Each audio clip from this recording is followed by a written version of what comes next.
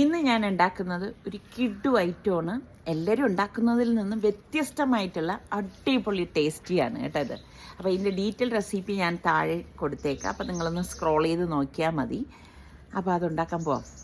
ഇത് നമുക്ക് ചോറിനും ചപ്പാത്തിക്കും പൊറോട്ടയ്ക്കും ഒക്കെ പറ്റിയ കിഡു ഐറ്റമാണ്. അപ്പോൾ ഉണ്ടാക്കാൻ വേണ്ടി 1 ടേബിൾ സ്പൂൺ പെരിഞ്ചീരകവും 1 ഉണ്ട വെളുത്തുള്ളി കഴുകി തോലോട് കൂടിയിട്ട് ചതച്ചിട്ട് നമുക്ക് പച്ചമുളകും കറിവേപ്പിലയും കൂടി ഒന്ന് ചതച്ചെടുക്കാം.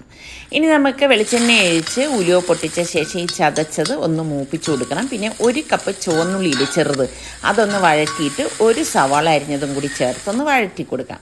ഇനി ഈ കാണുന്ന പൊടികളെല്ലാം നമുക്കിതിലേക്ക് ചേർത്തിട്ട് നല്ലതുപോലെ ഒന്ന് ഇളക്കി യോജിപ്പിക്കണം. ഇതോടൊപ്പം തന്നെ നമ്മൾ 2 മുട്ട ഇതുപോലെ പൊട്ടിച്ചൊഴിച്ചു കൊടുക്കും. എന്നിട്ടൊന്ന് സ്ക്രാമ്പിൾ ചെയ്തെടുക്കും.